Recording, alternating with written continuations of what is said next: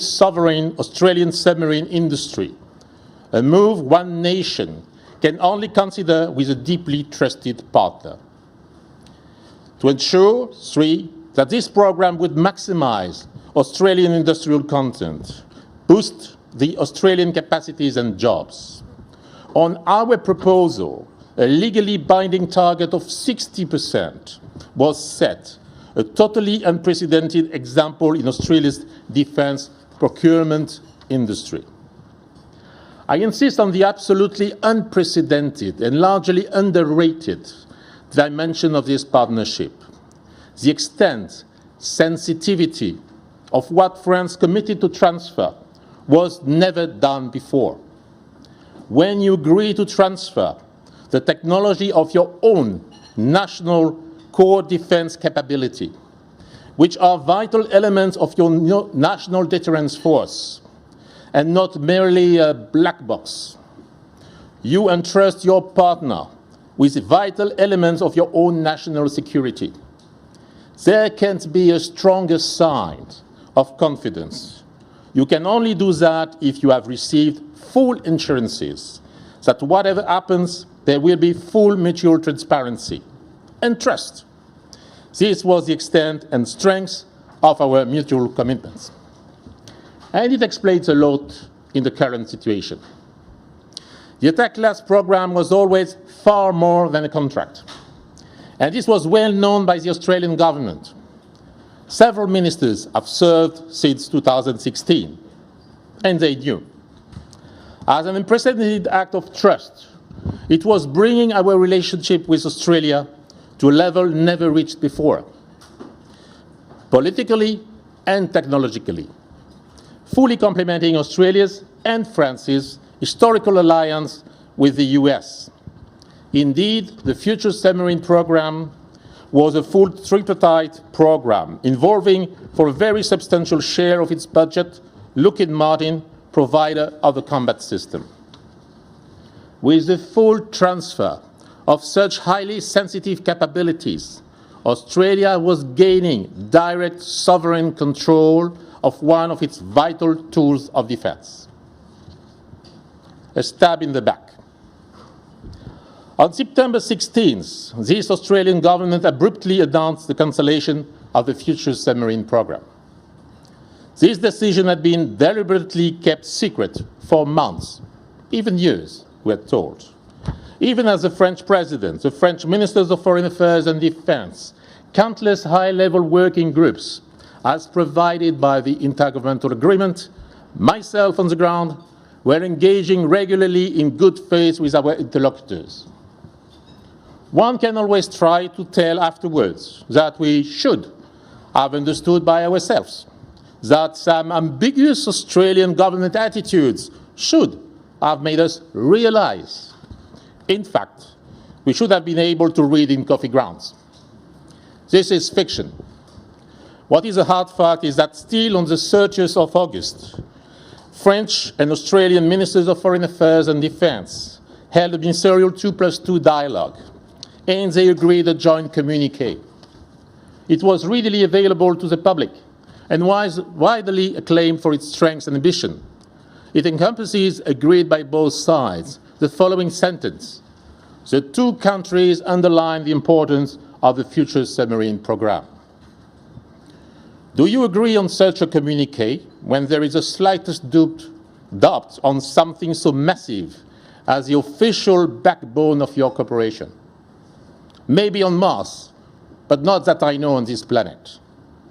And probably the reason for which the Australian government did not want to be explicit was frankly explained by the Prime Minister himself on the 16th of September.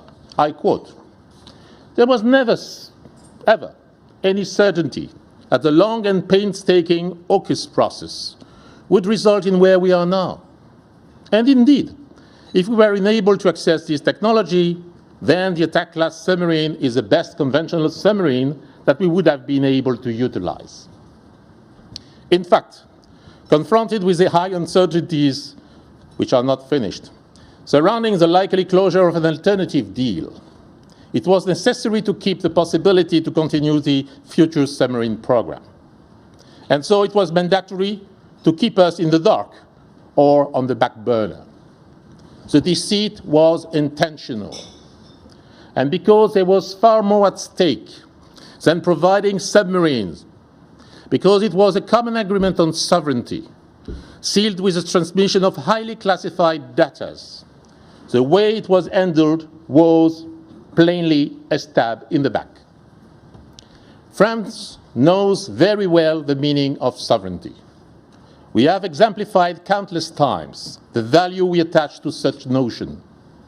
And it was exactly because of this, because of our shared history, because we are two neighboring Indo-Pacific nations sharing the same challenge, that France answered the call of Australia when it wanted to build a sovereign industry. This was at the core of our alliance as inked in 2017. Of course, the Australian government makes its own decision when it comes to national security. President Macron restated that very clearly. But the way this Australian government decided to turn its back on our solemn and far-reaching partnership without ever frankly consulting with France, when there were countless opportunities, without having shared frankly and openly its thoughts, or without having looked for alternatives with France, is just out of this world. With solemn promises and acts, we were supposed to develop a joint approach in the region for the next 50 years. What, after such events, can any partner of Australia now think? Is this the value of Australia's signature and commitment? Renegating on its commitment was a unilateral act from this Australian government, a conscious decision, and it is its historical responsibility. Alarm bells should have rung to the likely consequences. And if it was the case, and they did rung, and they were disregarded, it's even worse. I have seen the comments already made by many former highly experienced Australian diplomats.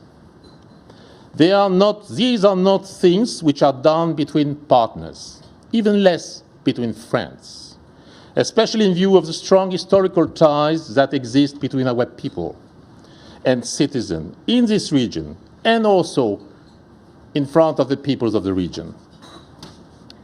Setting the record straight, Naval Group's impeccable commitment. The most recent nuclear-propelled submarine produced in the world, the Barracuda submarine, is top of its class, with groundbreaking technologies allowing remarkable performances in terms of range, stealth, and lethality. Naval Group's capacity to provide an excellent product is obvious, proven, and unquestioned.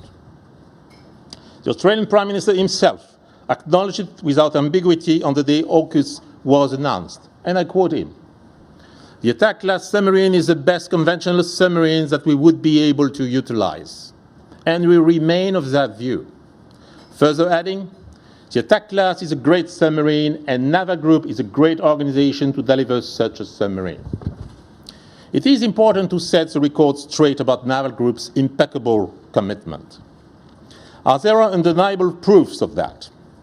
In the Senate, some days ago, Defense Secretary Greg Moriarty stressed in writing that the public discussion around the attack class submarine had been largely inaccurate.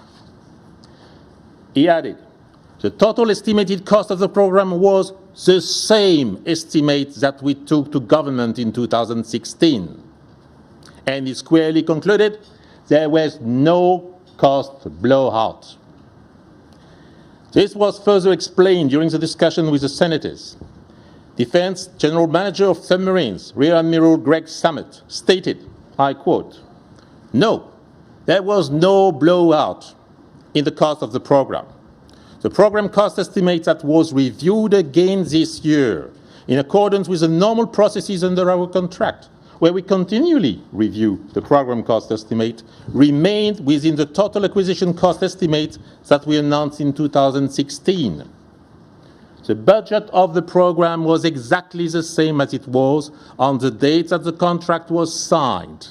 It was within the $50 billion in constant dollars.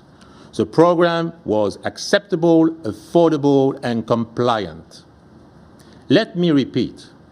The attack class was affordable, acceptable, compliant, on bilaterally agreed terms, despite the heavy blow of COVID, with no cost blowout. When some still try to throw mud at it in an attempt to justify themselves, this unequivocal, precise statement, made in front of Parliament with all the solemnity it supposes, vindicates the reputation of the program. But why was this not done much before? We had questioned the Australian government several times over the years about the false or misleading allegations which were regularly made with scarce official response. We were told that such things do occur in Australia, are normal, do go away, and have to be managed solely by defense. But in light of the subsequent events, the question now arises legitimately. Why was it impossible earlier to state the naked truth, as was done just some days ago, on record during Senate estimates? This would have set the record straight and stopped the smear campaign.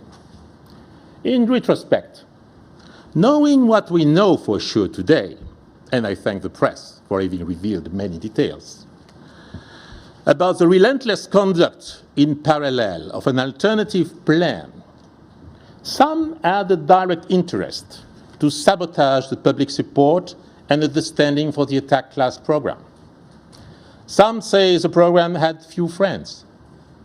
What is sure is that a lot was made to be sure that it would have less, including by allowing, I quote, a largely inaccurate public discussion to happen unchallenged. The attack class program, despite the allegation made in this intensive smearing campaign, was in fact not at all a troubled program. There are others that are, and are stunningly attracting little attention and reaction. The attack class program has been intentionally vilified to become an easy scapegoat to justify the change of footing that was long time in the making. The situation worlds apart from the experience shared by all those on the ground. As stated by an official letter of the Commonwealth of the 15th of September, all gates had been totally and satisfactorily cleared, and they recommended the signature of the next phase of the contract. A different decision was taken, political, but in no way it has any single technical ground. I seize this opportunity to reiterate my public appreciation. I've made it earlier. I use this opportunity to do it. For the outstanding and professional quality of the cooperation that has existed for several years between the French teams and the women and men of the maritime program teams of the Commonwealth of Australia. They never used double language. I understand also that despite being the only submarine experts in Australia, they were not in the loop of the secret plan, which might explain the giant leap into the unknown. The Australian government is abandoning a solid cooperation with well-established parameters for a yet unspecified project without even a solid transition. A mere project of a project. Not even the length of the study is certain. Let's be clear. Even if it was prepared in a clumsy manner, we wish well to the new program. Good luck, wished President Macron. We have at heart the interest and security of the Australians, fellow Indo-Pacific neighbours, and friends. France and Australia's common interests are well established, long-term and long-enduring. But it is not enough. But it is enough to read the converging contribution of the most sensible experts in Australia to sense their anxiety. All their questions are justified, and there are many more coming. First of all, there are many doubts on the possibility for the new program to be ever conducted in Australia. Let's state the fact. when the attack class program was fully Australian-owned. Second, the costs are likely to skyrocket, and it has already been officially acknowledged. Third, it appears that there will be a capacity gap, maybe of up to 20 years. When the future submarine program was delivering its first submarine fully made in Australia in the early 2030. Several would have been produced before the first eventual new type of submarine will have been produced. Magical thinking will not change the facts. Conducting a nuclear submarine program and maintaining it requires specific infrastructures and skills. It represents a daunting challenge in terms of material, regulatory, and human investment. A very steep learning curve. We know this by experience, as all nations with deep knowledge in this sector. There are no shortcuts without exposing the crews living alongside the reactors and the civilian population nearby to considerable risk. In fact, such level of uncertainty hardly seems compatible with the urgency and the needs described to justify scrapping the attack class program. And there could have been a different outcome. As you know, France is the only European country to have developed in a totally sovereign manner both a submarine industry and nuclear propulsion technology, and one out of only 4 in the world. It is so very remarkable in this context that since March 2020, this Australian government has never consulted with us at any level, at any time, about a possible nuclear-powered option or the merits of nuclear propulsion. When it was Australia that asked France to transform an original nuclear-powered submarine, the Barracuda class, into a diesel-electric conventional one. And now I'm quoting the experts. Was it so urgent to totally renounce to a regionally superior solution which was ready at hand, to fill the capacity gap for which the Australian taxpayer has already invested? Was it so urgent to immediately renounce to building a national sovereign capacity that would have helped Australia to immediately develop expertise and human resources in order to be able to secure for Australians the best substantial share of the possible new program, if there is any? All the more that the attack class was developed on the design of the latest French nuclear-propelled submarine, ensuring there would have been strong commonalities, even with other projects, in the skills required and a natural transition contributing to save years of unnecessary delays. Was there a hurry to jump into what is widely acknowledged is a totally unknown, with so much speed, spectacular marketing, but no concrete answers? Maybe, as mentioned by a prominent and knowledgeable Australian specialist, there were then elections looming. Politicians and elections make an interesting mix. What is sure is that the decision to cancel the deal will have practical consequences for our local partners. Australian jobs and creating a sovereign capacity for Australia were indeed a key guaranteed benefit of the attack class program. Our thoughts are with the 300 Nava Group Australian employees and their families in Adelaide, as well as with the 50 Australian families currently in Cherbourg, in France. They are facing a precarious situation. But it is 1,000 jobs more who have been trashed with this decision. In 2 years' time, in 2023, when the first Australian steel was planned to be cut, these numbers were planned to rapidly grow to reach 2,300 by 2030. A number that would have been even larger with the jobs created in SMEs and contractors. These would have been highly qualified jobs, requiring high skills, well paid, and long-lasting, as the program was creating a sovereign capacity in Australia, not a one-off assembly line. Recruitment campaigns were underway Apprentices were regularly auditioned and pre-selected. This has been put to an abrupt end. And Naval Group Australia is also just one element of a broader picture. That includes so far 195 Australian contractors, large as well as SMEs. Without mentioning the numerous SMEs who had registered interest for the planned later stage. Several believed in the political commitments that was publicly made by the Australian government. Several even invested in advance for the announced future development stages of the program. Certainty has been traded off for eventualities.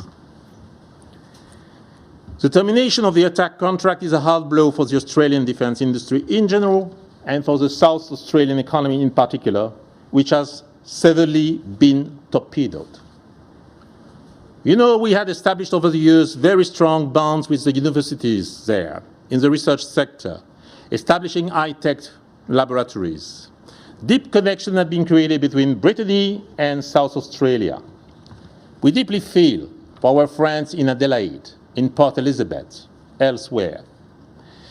As it is now widely admitted that beyond the initial spin of communication, it is highly unlikely that there would be any tangible replacement soon, if any.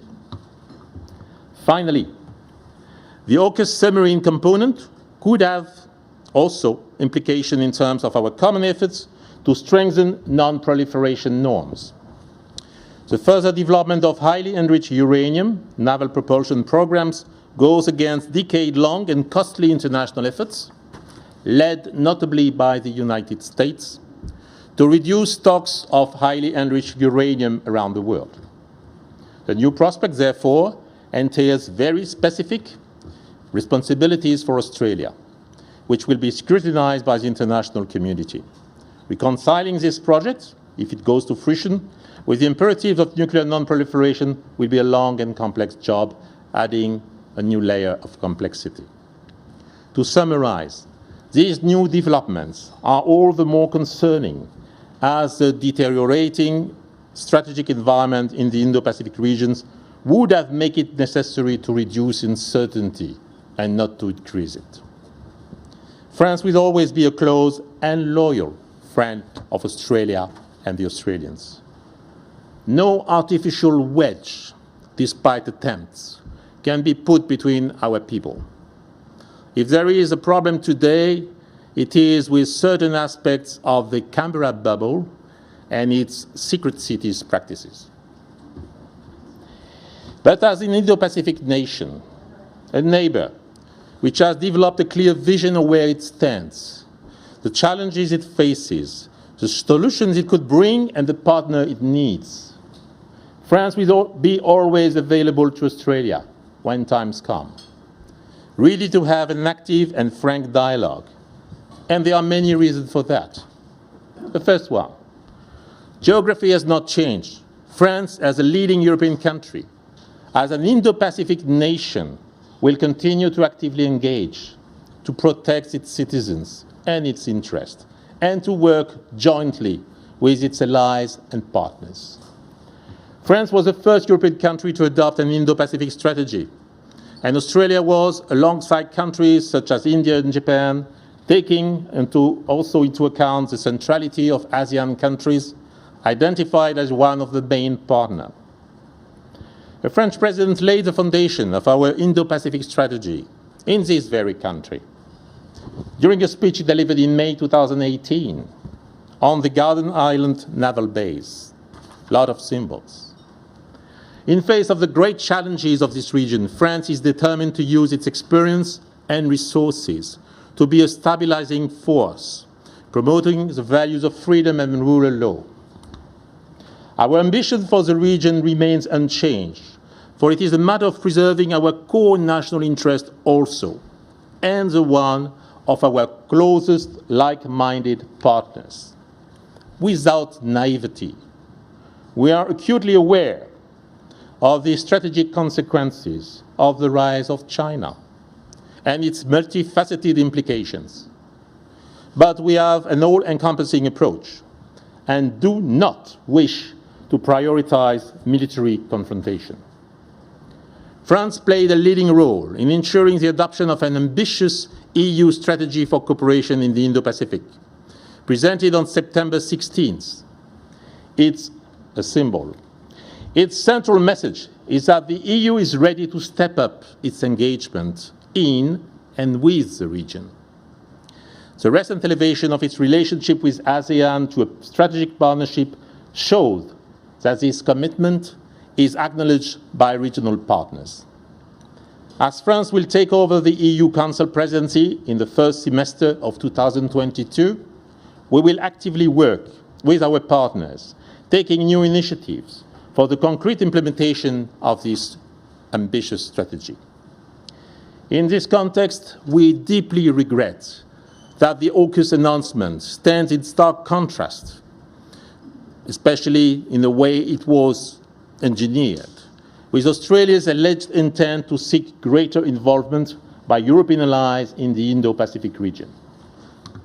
Second, at a time of increased uncertainty, France is the only European country with permanent and significant assets in the Indo-Pacific region and a capacity to rapidly step up its presence.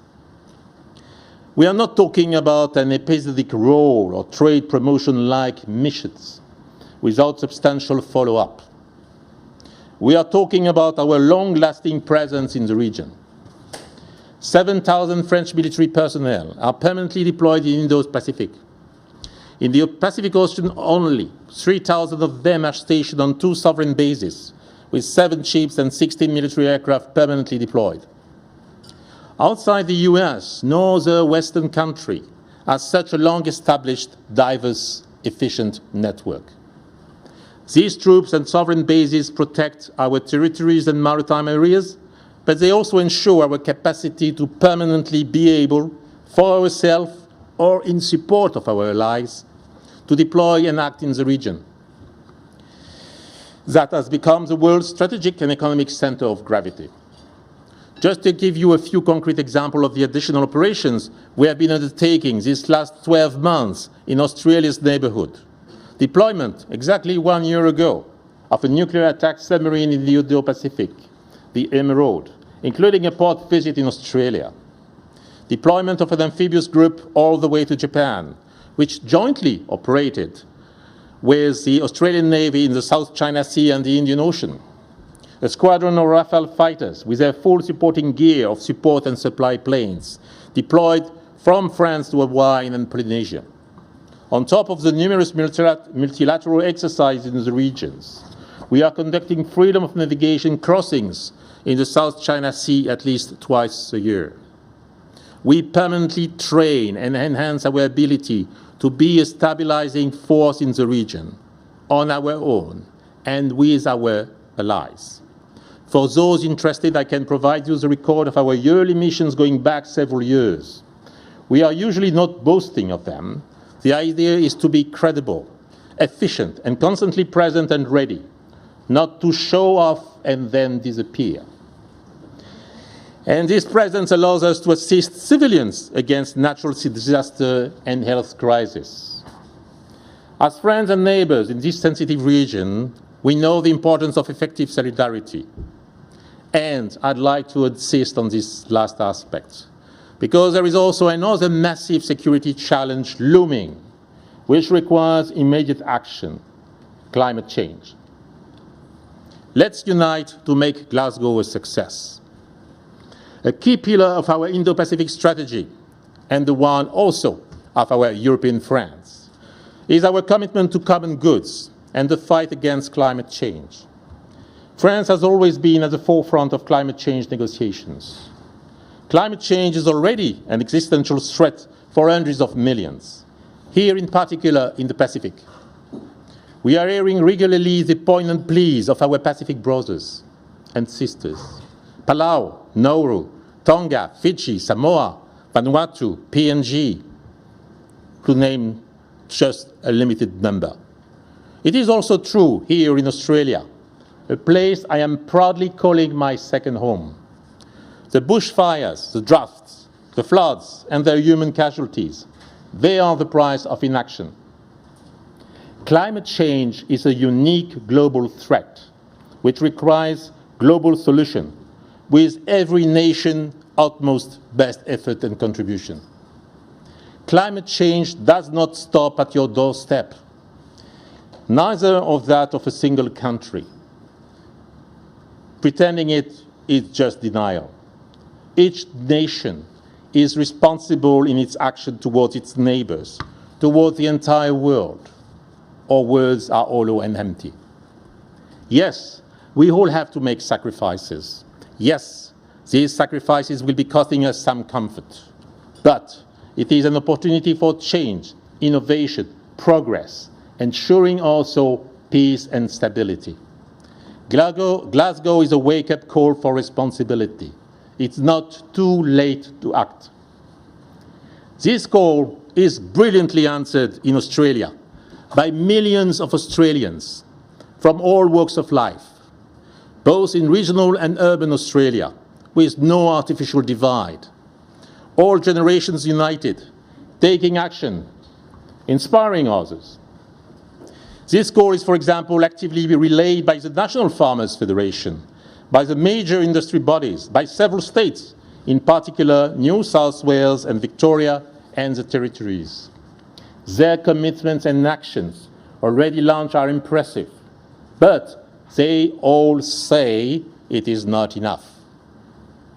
Their call is unequivocal. Individuals, entrepreneurs, local governments, companies need direction, certainty, in order to adapt, to invest, to unleash the formidable energy of our societies. They say they need a strong, precise, compelling national drive. Lead the pack. Go stronger, say Emma McKeon. The testimony of Australian bushfire survivor Joe Dodds in Glasgow, in the name of all the victims, and the thousands of heroic voluntary firefighters who have paid such a high price during the last bushfires. The calls of Mike Cannon-Brooks, Andrew Forrest, Matt Keane, together with hundreds of young and not so young farmers, entrepreneurs, NGOs these last weeks, hint at the desirable direction. Glasgow can only be a success if all our countries are pulling their weight together, without hesitation, without ambiguity. It is an historical responsibility, and it's happening just now. For the richest nation, and among them, for the richest and largest contributors of emissions per capita. The US, Japan, the UK, the EU have shown the path by all strongly increasing their already strong commitments. New Zealand just joined. The time for prevarication has ended, except if one is to become, and willingly, an accidental ally of the remaining who resist action. According to its entrepreneurs, its scientists, its states, Australia, one of the largest emitters of CO2 per capita in the world, would be pulling its weight by committing in Glasgow to at least 45% reduction of its emission by 2030. A slight effort above the 35% it is already sure to easily reach. The Business Council of Australia says it plainly, and even says 46%. Australia could embark immediately in the necessary transformation of its economy, with concrete measures to boost innovation and entrepreneurship, jobs, becoming a world champion, a leader in the world, while attending to the undeniable needs of transition of the most vulnerable regions and sectors. Could this be a subject on which, for the greater good of ourselves, but also this region we call home, we could unite force? This is a standing offer. Glasgow must succeed. No country would benefit from a second Copenhagen. What is then the future path of the bilateral relations? Following the breach of trust caused by the attitude of this Australian government, I was recalled to Paris for in-depth consultation. I returned to Australia with two specific missions. First, to strongly defend the interests of all companies and individuals, Australian and French, who trusted the solemn promises which were made once and are now in difficult position in the concrete implementation of the decision to end the future submarine program. Second, to help redefine the terms of our bilateral relationship moving forward, considering all the consequences of the major breakdown of trust with this Australian government. President Macron spoke with Prime Minister Morrison. He took the initiative last week, and I met with Minister Payne on Monday. On both occasions, the message was shared that it is now up to the Australian government to propose tangible actions that embody the political will of Australia's highest authorities to redefine positively the basis of our bilateral relationship and to continue joint action in the Indo-Pacific. As stated publicly yesterday by President Macron, I never say never. First, because we have common values, and honestly, I was in your country in May 2018, and I will never forget what I experienced. Your country was shoulder to shoulder with us during the wars. You had soldiers with us when our freedom was at stake.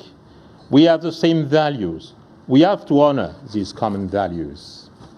I think one can have disagreements. I do respect sovereign choices, but you have to respect allies and partners.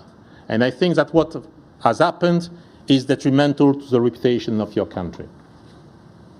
I will so, while continuing to plead for substantial proposal, persist in fostering and developing the people-to-people exchanges, territories to territories, promoting shared values and ideas, further developing the fabric of what makes the relationship between our two countries and people unique. As I have already started for the past year, I will seize all opportunities to visit regional and urban communities, entrepreneurs, farmers, schools, and answer every invitation. There lay the beating heart of this great nation. I seize this opportunity to warmly thank the people who had reached to us immediately after the unfortunate events, to convey words of understanding, of support, solidarity and love for France. I wish I could have time to read to you some of the letters received from children, students, elders, people who have never been to Europe, as well as those missing their trips to France. We are warmly looking forward to welcoming them back to France after this long time apart, just as we hope that our fellow citizens will soon be able to rediscover the beautiful land of Australia. As one letter quoted, the Australian way is to be always honest, direct, practical, face up to our problems with fortitude, intelligence, and courage, to get things done, even hard things, without making a fuss, and above all, stick by your mates. This is Australia as we love it, and never will stop doing so. I thank you.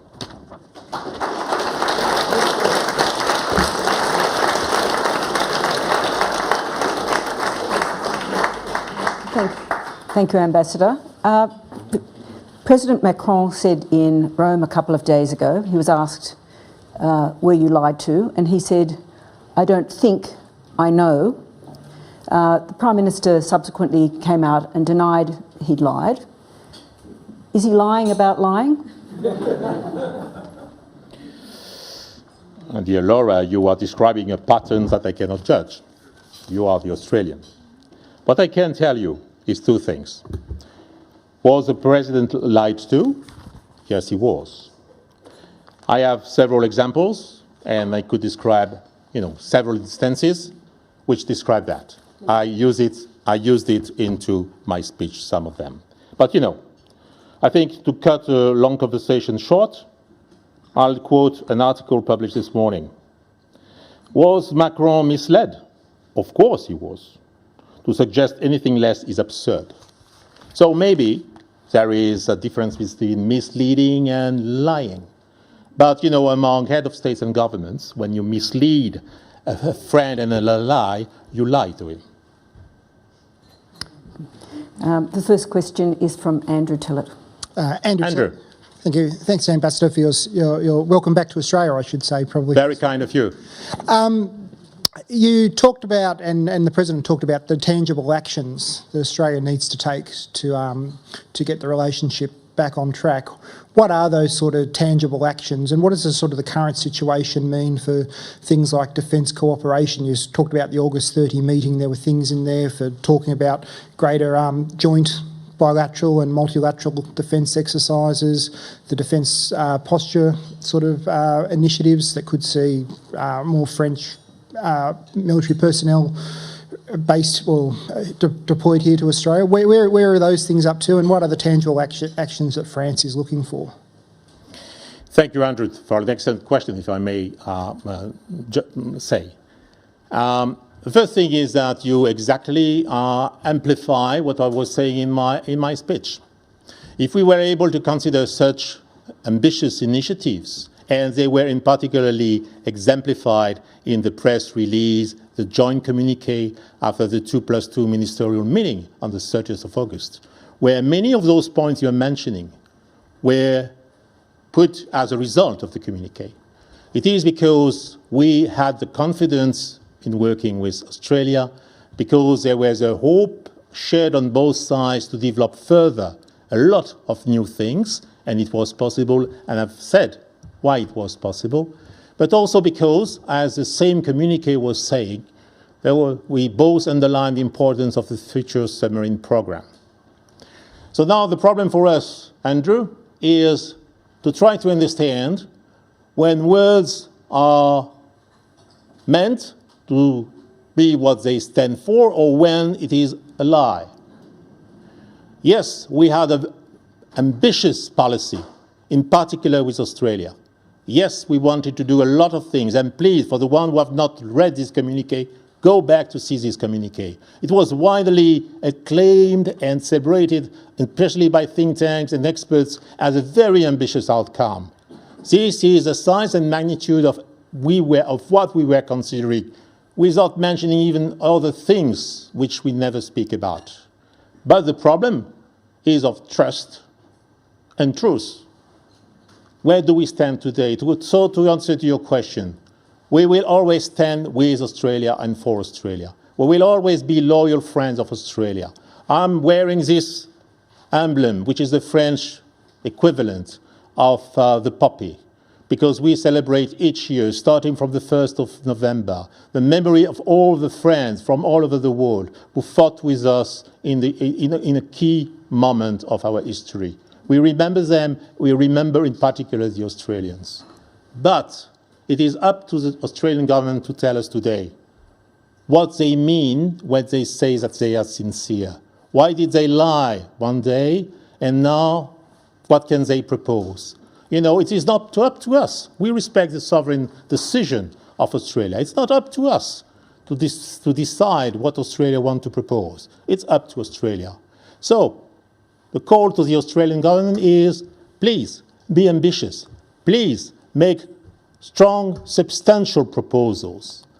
But now, with experience, we won't anymore buy on cheap words. We won't buy on promises of love. You know, love is good. Having proofs of love is much better. So, at the same time, you know, this is a golden opportunity. We can rebuild something substantial, but we start from very far away, unfortunately. The next question is from Ben Packham. Your Excellency. Hello, Ben. Thank you for your speech. A few days ago, the Prime Minister said that the attack-class submarines would have been obsolete as soon as they hit the water. Is that the truth or a lie? And secondly, just if I may, it took 5 years to get to the point where we are, or where we arrived at, where the submarine was ready to proceed to the next stage and beyond or into a detailed design phase. Do you accept that if Naval Group was easier to work with, that we might not be in this position that we are now? Thank you, Ben. You're always a very frank and straightforward person. And I gladly welcome that. No point for me in hiding into pretense or deceits. First thing, 2038, where does it come from? From which planet? When was it ever mentioned? You know, I don't engage into a discussion with the Prime Minister. I have too much respect for the head of state. But, you know, I will more humbly go to the specialist, the one who were not consulted, you know, the one who know how to build a submarine. To my knowledge, even when grilled in the Senate, this date was never mentioned. To my knowledge, when they are grilled in the Senate, they said that the program was compliant on time and on budget. To my knowledge, the program has always been called officially by the specialist a regional superior submarine. So I would tend to think that the specialists do know maybe better, but maybe their advice has not been sent to the levels where it could be read, and so this might eventually explain some confusions in dates and details. Pretending that such submarines would be obsolete in 2038. This is exactly the same submarine we are producing currently for our national defense forces. This is our Conventional one. But what it means, the hull, the capacity, the lethality, everything is the same. So do you think we would engage into a program producing submarines for our own national defense if it was to be conceivable that it would be obsolete very soon? No, this is not true. But you have yourself made a comparison and a possible characterization of what was said. It's your judgment. I just humbly go towards the specialists, what they constantly said over the years. Concerning Naval Group, was it difficult to work with it? You know, I think you should worry when it's too easy, because at the end, you foot the bill. Maybe we should one day, but not in public, discuss another program. You know, maybe it was easy, but it cost 10 billion. It cost blowout. Thank you. The next question is from Sarah Eisen. Being a hard partner, being somebody who discusses seriously about things, is a sign of credibility and dedication. You don't easily engage into major things like those ones if you're not convinced. You progress with your partner by having an active discussion. Easy discussions is just when either you don't care or when you don't know. So I think France cared and knew, and its partners in the Commonwealth cared and knew. Those discussions was really good discussions. And once again, I come back on this. I really thank the people of the Commonwealth. They have done a great job, always defending the interests of Australia, and that it's absolutely normal. And thanks to great people of Naval Group also. There are 300 Australian employees who are now stranded in Adelaide. They've done the best job possible to really help Australia get the best, and in particular get a sovereign national industry. I'm amazed to see that this mention has completely disappeared. Why was it important that suddenly is no more? When reading your expertise, what do I see? You know, the decision which was made, if it has two clear consequences. The first one is scrapped a program that was ready to deliver. The second is that you confide your sovereignty in others' hands. I say others because we don't know who. Is it viable? Is it sustainable? Is it adapted to the situation of Australia and the future of the region? You are the Australians. You are the best person to decide. But those are valid questions. Sorry. It's okay. Sarah Eisen from the West Australian. Just on the importance of words, there's obviously been a war of words between the leaders of our two countries for a little while now. Do you think an apology from the Prime Minister, Scott Morrison, would go some way to repairing this? It's been now, the tension has been rising for a few days. Do you think he needs to come out and say, look, I'm sorry for the way things were handled and how this has all gone down? Or is that not really important at this point? I tell you, I will refrain from giving, especially in public, an advice to the Prime Minister. But I'll make 2 remarks. Out of respect for you, the press. The first one is make a comparison.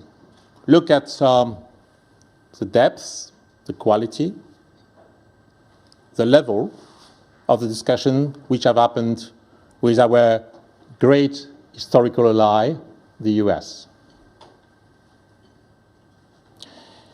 See how it did develop, at which level the subject was taken, what were the signs given on both sides, and the result in terms of strong understanding. This is what you achieve when you don't have only a short memory, but a long-term memory. The US do remember, despite their superiority in terms of armament, etc., that France was always the strongest, staunchest ally through whatever the events of the world. And as President Biden said, we were on their side and decisively make it possible for the United States to exist when it mattered. This plus many other things. Taking care in your decisions of, what it entails, not only in terms of immediate consequences or satisfactions, but also what it entails for the long-term relationship. We think, our American friends and us think that it's worth, even sometimes it's your share of humble pie. My second remark is eating one's share of humble pie might sometimes be difficult. It's up to everyone to make his own decision. Fundamentally, there is no shame for a leader to act in the best interest of its countries. If the relation between the two countries is so important, ways, words, and initiatives will be found. If it is not, if short term is better, this is a sovereign decision also. Thank you. Could I just chase that up, Ambassador? Has President Biden eaten enough humble pie, given the revelations that apparently the US and the UK were also in on the secret that the French were not going to be told about AUKUS until the day beforehand?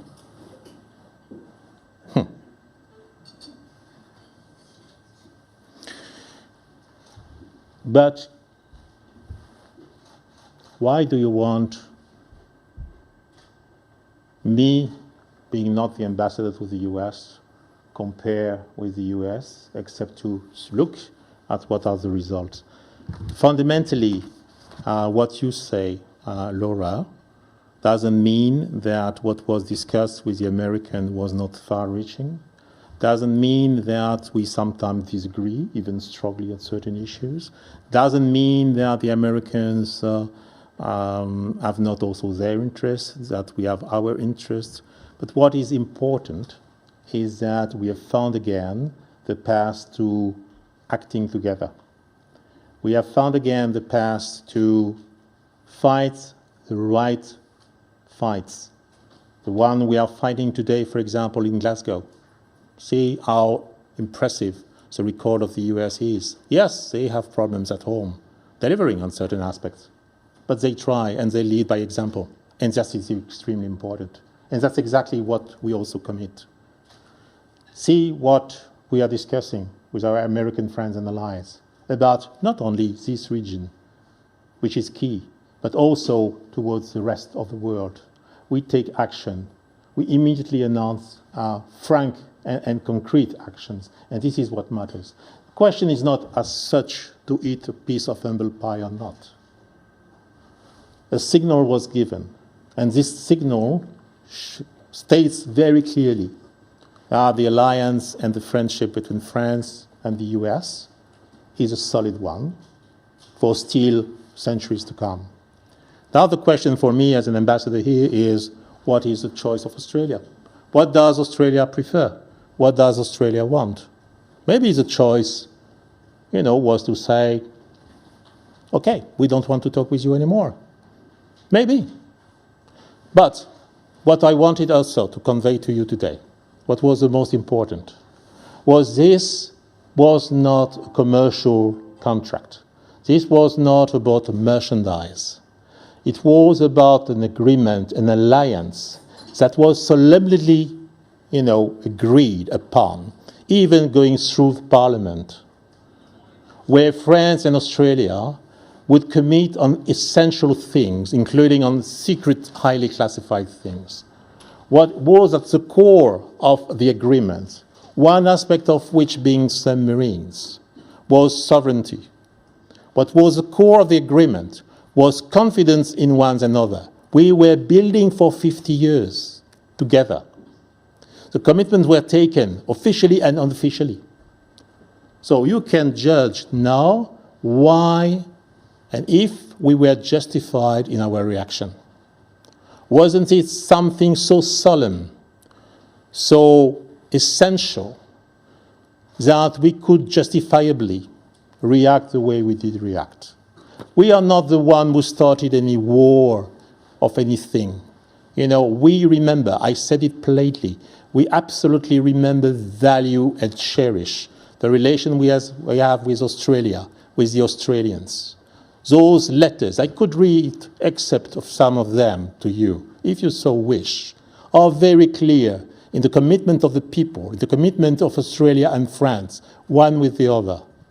The problem is, when you have allies, you don't treat them bad. And this is exactly what has happened. So I want to insist on that. The way we have done the things, and now the things have been done together with our American partners, yes, is exemplary. And I think now we are building for the future. And we are looking forward to also build for the future with Australia. If Australia so wishes, if Australia has its ambition, but we can't work and we can speak in the names of the Australians. Next question is from Anthony Galloway. Thank you for your Hello, speech. Anthony. Hello, thank you for your Thank speech. you for the excellent job done by this Sydney Morning Herald. Thanks to you, we discovered all the treason in the making. I'm sure we weren't the only ones. But you were well informed. Oh, thank you. One day you'll tell us by who. I was wondering if I could ask, when the project was announced in 2016, there was a commitment from both governments to achieve 90% local content. This was never put in the strategic partnering agreement, and this was later lowered to 60%. Did France, in fact, mislead Australia in any way that it was possible to achieve 90%? And just secondly, some text messages from your president made their way into Australian media this week. What is your reaction to that? Has France lodged any complaints about private text messages being leaked in that way? The first thing, Anthony, is about the 90%. Do you know any program here in this country which has 90% local content? If yes, please tell me. I would be gladly looking into it. Second, who said that? Maybe there were some press release, enthusiastic comment, but in no way, at no time, this was part of any signed documents where we committed upon. The only commitment that was taken there, and it was a reasonable commitment. You don't create a national sovereign industry from scratch, immediately with 100% of national resources. You need to get the best of what we can get from everywhere, not only from France, from other countries, in order to build it. So 90% was never a sensible figure. But the commitment was to maximize. And when there were questions asked about this, we proposed that it would be maximized at the level of 60%. And not only to propose it, a nice figure, but to enter into a discussion about a legally binding agreement.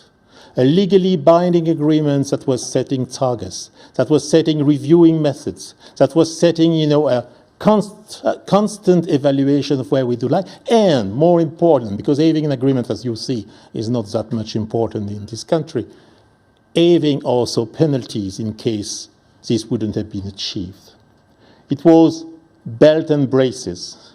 It is the first time ever in this country, and I ask anybody to raise his hands if he knows the contrary, that such a commitment was taken. No other contract in this country does secure such a high level of return for the Australian industry. So instead of speaking of what might have been, let's speak of what was in reality there. Those were thousands of jobs. They have vanished. That's the first thing. The second thing concerning the leaks. This is an unprecedented new law in terms of how to proceed, and also in terms of truth and trust. You don't behave like this on personal exchanges of leaders who are allies. But maybe it's just a confirmation that we were never seen as an ally. But doing so also sends a very worrying signal for all heads of states. Beware. In Australia, there will be leaks.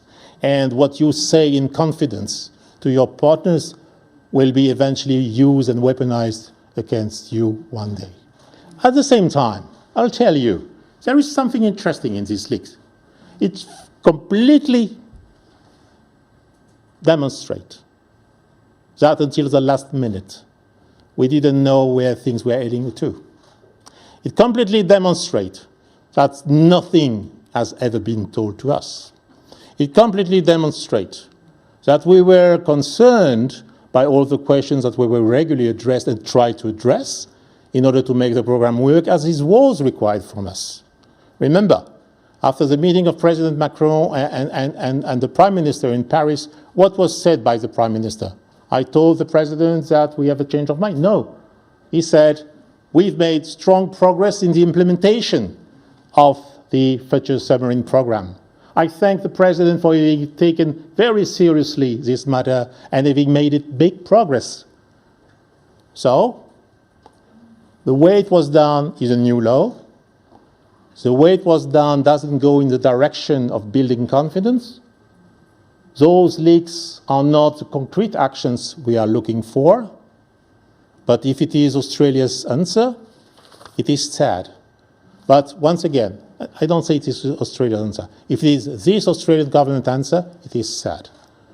But we will not consider that this is the way Australia likes to react and the way that Australia do behave. The next question is from Stephen Jedgetts. Hi, Ambassador. Thanks for your speech, and it's good to see you back in the country. Can I just ask briefly, 2 rounds of the Australia-EU FTA have now been delayed, or 1 round rather has been pushed back twice. Now, the EU, as far as I can tell, has never given a concrete reason for this delay. Australian officials are assuming it's connected to the decision on submarines. Are you able to provide any or shed any light on this? Is France continuing to press the EU to push back the talks? When do you think they can likely resume? And what message are you sending Australia through these actions? The first thing, Stephanie, is you probably know, but I'll say it for everybody because it's important. It's to remember how European institutions do work. On trade matters, the European Commission negotiates on behalf of the European Union. It receives a mandate and it acts upon this mandate. So we have no reason to interfere with this mandate. And if we were willing to interfere with this mandate and with the, this responsibility of the Commission, I think it would create a rebuke. So fundamentally, those decisions have been taken in light and consideration of the interest of the matter by the Commission and its appreciation of where the negotiations were going. But what I like at the same time to say is that you're right to say that this was not only a question between France and Australia. The signal by this decision to scrap in an abrupt way our structuring cooperation with one important member state of the EU, the one leading, so that there would be a European Indo-Pacific strategy with some key partners like Germany, like the Netherlands in particular. The way this was handled, the message it sent across, had a strong resonance within the EU. And I'll quote the President of the Commission when she said, one of our member states has been treated in a way that is not acceptable. So we want to know what happened and why. That's my first element of my discussion. Third, which is equally important, when you discuss a free trade agreement with a country, you take two things into consideration, at least in the EU. First, the interest of the matter itself, where it can provide interesting developments for both sides, but also the quality of the signature of your partner. The second, you take into consideration the mandate that was provided to you, because it's very important. Those free trade agreements do go later through the European Parliament. And the European Parliament is a democratic voice that will sanction or not a free trade agreement. Sometimes have been refused. And there is one very important element of the mandate on the free trade agreement with Australia, which is climate and climate commitments. It's not new. It doesn't date from Glasgow yesterday. It dates from the start of the negotiations. And let's be frank, there will not be a negotiation where the EU will accept to make this substantial element disappear. Others might do, but not the EU. But we are very confident this is a subject on which, together with Australia, we can reach an agreement, because we have seen it. There is a potential in this country of doing great things on climate change. There is a great potential for this country to become an international leader on climate change solutions. There is a great potential of things that can be achieved. I quoted it in my speech. It's impressive to see what is being done at state levels, individuals, companies. There is a huge amount of energy that just needs the right direction and the right support. So I will end to a very positive note. I'm sure that at one stage we can reach an agreement. Thanks. We've got two questions left. Kim Bergman. Merci pour le discours. Merci beaucoup à vous. Ambassador, I'd like to ask you about actually another defence project that predates the submarine but has some similar features, and that's of the European Tiger helicopter built by Airbus, which has a great deal of French high technology content in it. Australia has decided to retire it early and instead spend $5 billion buying a very similar US helicopter. Do you think this could be evidence of some sort of desire on our part to return to the comfort of the Anglosphere? You say it. Just want to point some elements. Today, serviceability of the Tiger helicopter for the Army is 65%, which is absolutely normal and even a very good mark. When you have limited fleets, you always have helicopters who are not available because they are on service.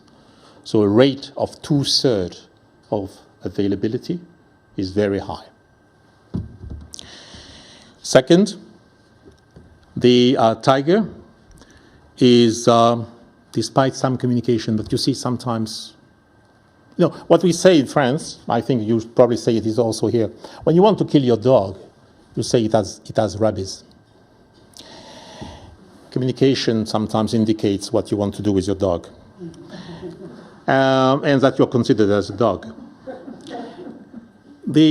Contrary to some communication, the Tiger is fully combat proven. It has operated in Libya in combat circumstances. It has operated in Mali with incredible results. The Tiger is also fully interoperable with US assets as it is fitted from the beginning, including with, for example, US radio. So, I'm just made aware that the Australian Army has just deployed a pair of its Tigers to use the US to take part in an exercise in California, exercise Griffin Eagle.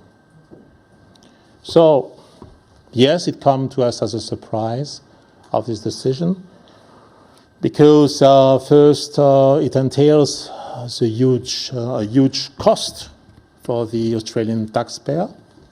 5 billion. It's not, it's not the size of my salary by a galaxy size. And second, because it offers